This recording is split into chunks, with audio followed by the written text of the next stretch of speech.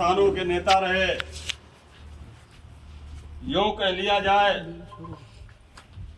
कि पराधीन भारत के एक छोटे से गांव सैफई में श्री सुगर सिंह यादव के घर में एक होनहार शिशु का 22 नवंबर 1939 को जन्म होता है। जो शिशु बड़ा होकर माननीय नेताजी श्री मुलायम सिंह यादव के नाम से जाने गए। उनके दिलों और दिमाग में लोगों की सेवा करने का सपना संजोया हुआ था। उन्होंने छात्र जीवन में ही ये तय कर लिया था कि हम लोगों की सेवा कैसे करेंगे, और जो सेवा उन्होंने की उस सेवा से कोई अपरिचित और अछूता नहीं रह गया। नेताजी का इतिहास तो बहुत लंबा है। अगर इनका इतिहास बताने का समय आएगा तो आपके विरोधी भी कायल हो जाएंगे। और भारत देश में बड़े बड़े विरोधियों ने भी नेताजी को नेता माना है। इनको धरती पुत्र के नाम से जाना गया। इनको नौजवानों और गरीबों के मसीहा के नाम से जाना गया। इनको किसानों के देवता के नाम से जाना गया। ऐसे हमारे महान नेता माननीय मुलायम सिंह यादव जी का आज प्रथम पुण्यतिथि है।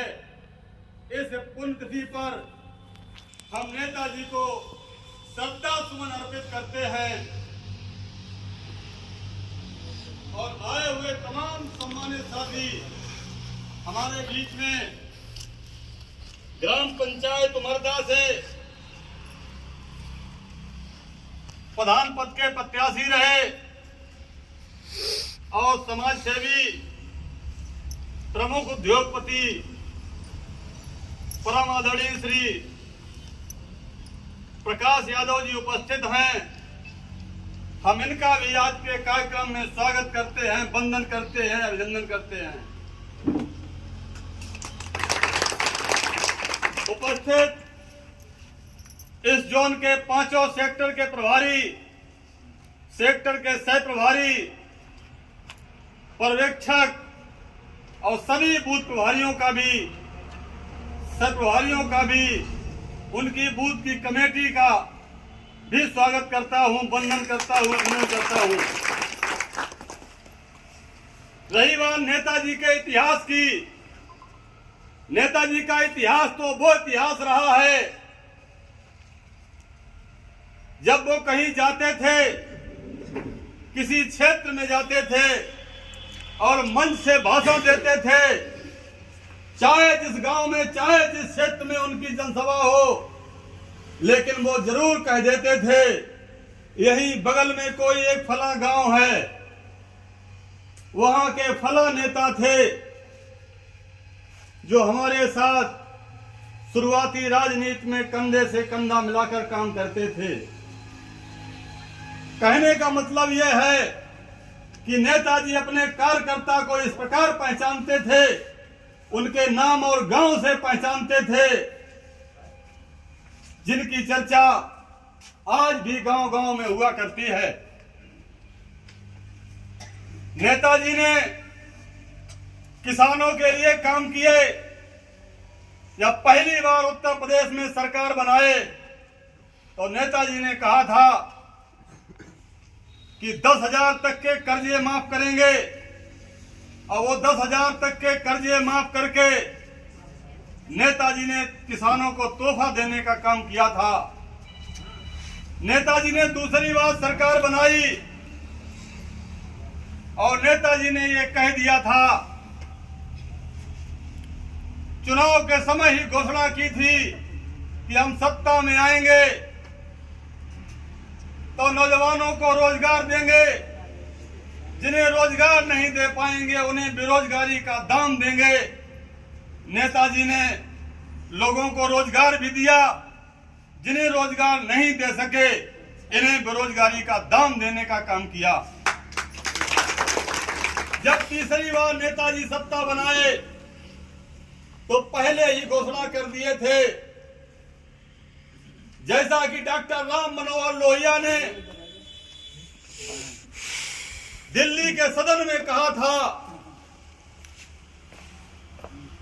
जब पंडित जवाहरलाल नेहरू ने आराम को हराम शब्द प्रयोग किया तो डॉक्टर राम मनोहर लोहिया खड़े हो गए और खड़े होके माननीय प्रधानमंत्री पंडित जवाहरलाल नेहरू को उंगली दिखाकर कहा था, हे आराम को हराम कहने वाले, पहले देश के बेरोजगारों को रोजगार दो, जिन्हें रोजगार न दे सको उन्हें बेरोजगारी का दाम दो, दाम बांधो, नीति अपनाओ, देश की कन्याओं को शिक्षा के लिए प्रेरित करो।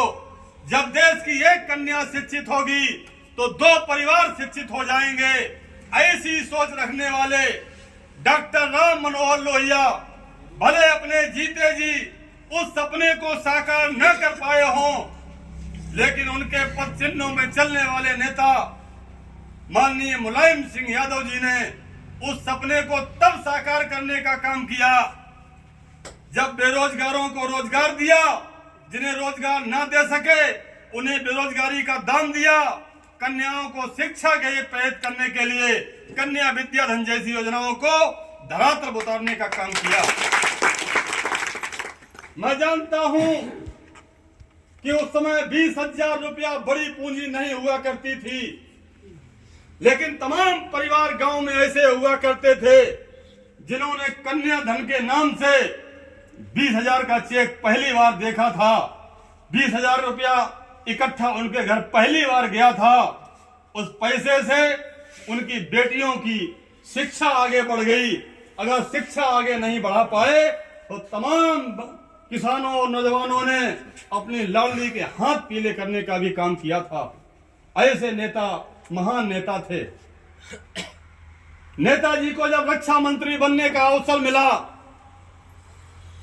चूंकि नेताजी गांव और गली से बिलोंग करते थे,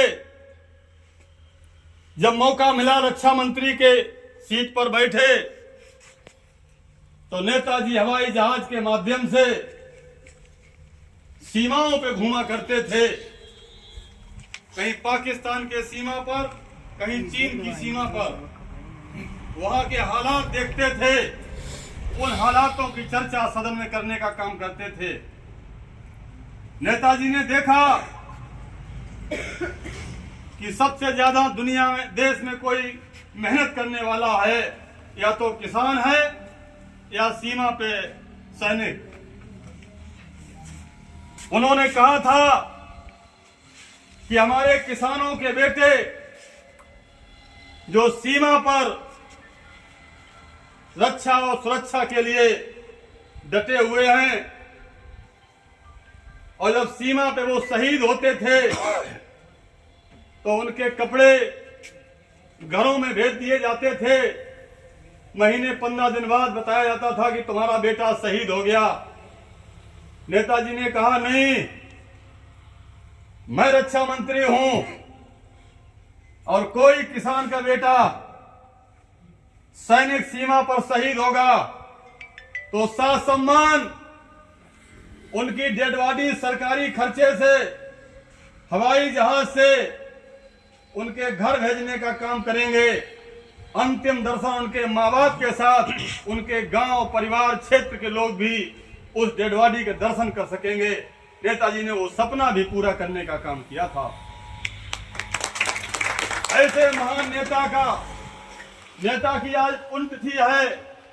हम पुण्यतिथि पर सत सत नमन करते हैं और तमाम साथियों, आप लोगों से भी निवेदन करते हैं कि आज के इस पर्व पर एक संकल्प लेकर जाइए कि नेताजी की मंशा थी कि देश में एक बार किसानों की सरकार बने, जब देश में किसानों की सरकार बनेगी तो किसानों को लाभ होगा। क्योंकि आप जानते हो, मूंगफली बेचने वाला ठेली पर मूंगफली 2 किलो बेचेगा, वो मूंगफली के दाम खुद तय करेगा। मिठाई की दुकान पर मिठाई बनाने वाला मिठाई का दाम खुद तय करेगा। लेकिन किसान की गाढ़ी कमाई से, किसान की खून और पसीने की कमाई से जो खेत में फसल पैदा होगी, उस फसल का दाम महलों में पलने वाले तय करेंगे, सरकारों में बैठने वाले तय करेंगे। इसलिए नेताजी ने बार बार कहा, किसान फसल पैदा करता है, किसान की फसल का दाम किसान तय करे। लेकिन वो वक्त नहीं अभी तक आ पाया है। आज आप सब देखते हो, आलू कोई पूछने वाला नहीं। आलू इस समय कोल के भाड़े पे भी कोई लेने वाला नहीं। यही तो नेताजी की मंशा थी, सोच थी। आलू तुमने पैदा किया, आलू की कीमत आपको मालूम है, आलू की लागत आपको मालूम है। लागत और कीमत जोड़कर